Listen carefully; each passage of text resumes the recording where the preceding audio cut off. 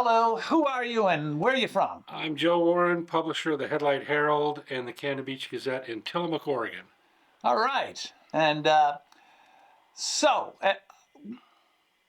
has the climate changed much since you were a kid? Well, I'm 60, and I'd say it has. I grew up in the Northwest. I remember pretty good snowstorms when I was a kid, and not so much anymore.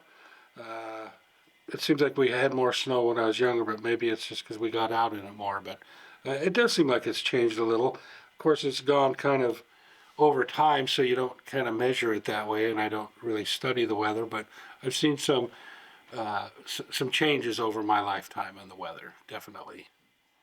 Um, do you think about weather, let's say, on a daily basis, or on a scale of, say, of 1 to 10, 10 being the most concerned? How concerned are you about weather Seems like or climate? very concerned, probably a 10. We plot our day and make plans in Oregon when it's not raining or when it's nicer. So, and in the business I'm in, I look at weather quite a bit, because we report weather things and weather stories if we need to do stories. So I look at it quite a bit. I'd say. And so you look at it quite a bit, and as a newspaper man, you know what's being done locally. Before the interview, you mentioned some things about flooding and about tides and about fishing and so Sure, forth. sure, yeah. Where I've seen it change more in my time is the extreme weather. It's getting more extreme. The hots are getting hotter. The floods are getting more often. It floods here in Tillamook when the king tides come in and we get enough rain. Tides come in and the rain between them is a bad mix. We flood all the way just up into Highway 101, gets flooded for about 6 or 8 blocks, which stops traffic on 101. You can't get, there's one way around it. The king tides, we also publish a paper in Cannon Beach, Oregon, and that's right on the beach. And when the tides are in and coming in, it comes up into the city and onto the main areas of that, bringing a lot of debris. So the weather is an issue on the coast here for sure. And they've been bringing in some whales, I understand. Yeah, oh yeah. This year it seems like I've been here 10 years on the coast, and it seems like we find a beached or dead whale about every year, one or two. Oregon's famous for that one they blew up on the coast. You can get that on YouTube. In the 70s, they decided, how do we get rid of this thing? And they had it on all the local news stations and the Portland news stations, and they actually blew the thing up. And I talked to people that had reports of chunks of whale hitting their vehicles and things like that at the time. So they decided that wasn't a good way to go. Now they just leave them and let them, like they naturally die, and they would end up there anyway. And what do the animals do? They eat it. Anyway, this year we had, in the span of 1 week, 4 or 5, I think it was 4 whales washed up during the migration, when they migrate from here to down south in December and January. This 1 week in particular, we found 4 whales on the beach, just between Astoria and Cannon Beach.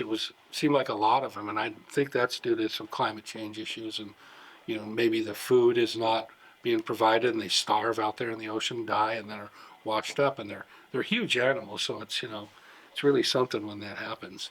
But more of that happened this year than I've ever seen. I told you that we've heard a lot about that recently in New Jersey, also on to the Atlantic coast. And you were talking about forestry. Any the summers? Do we have more fires, or We have fires every summer in Oregon. Some of that could be attributed to the management of the forests, as well as we're in a drought still, I believe. If you can believe that, in Oregon, we're still in a drought. And so that, combined with the management practices. And then also we're seeing more and more people in the forests. The people like to complain about loggers and complain that it's the number one cause for climate change. And I think they've got some of that correct. But if it weren't for the loggers, we wouldn't be able to get out and enjoy the woods like we do. They build all the roads to get back into the places we like to get to. The same people that are saying they don't like it, they love going on the weekends and being able to camp and hike and fish the streams and just get out in nature. So I think there's a good balance there between all that stuff. That's right. There's some issues with the replenishment of the forests and so forth. But okay, and does that make you, in general, looking forward, are you optimistic or pessimistic about the future of climate? I am very optimistic about what our country can do for it, and what I think the media and the scientists have gotten a lot of information out there for people to make up their own mind. So I'm optimistic locally and through our nation, but pessimistic globally, I guess. I think the other countries need to get on board and attack this issue as vehemently as America's doing it. You know, and I wanted to back up a little bit when we were mentioning the whales, and I thought you wanted to mention something more. But are you familiar with at all about the fisheries and the fishing on the coast here? Are we experiencing any changes? Yeah, the salmon, particularly in the streams, aren't as plentiful as they used to be, say in the 20s and 30s and 40s, going back that far, and even 50s. And you can talk to any old angler around here and just look at the pictures of the fish they used to catch, the size of them, the size of the salmon and the different runs. I do work with a couple groups hatcheries that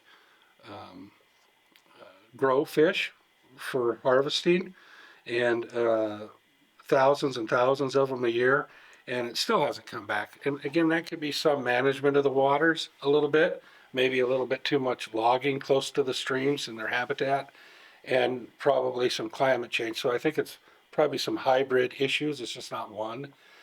But it's definitely not as good as it used to be. You hear tales of the fishing just being really, really good here, the salmon fishing, and it's still good. People still do it. I go out and catch a few a year, and but it's just not as big a deal as it was, I don't believe.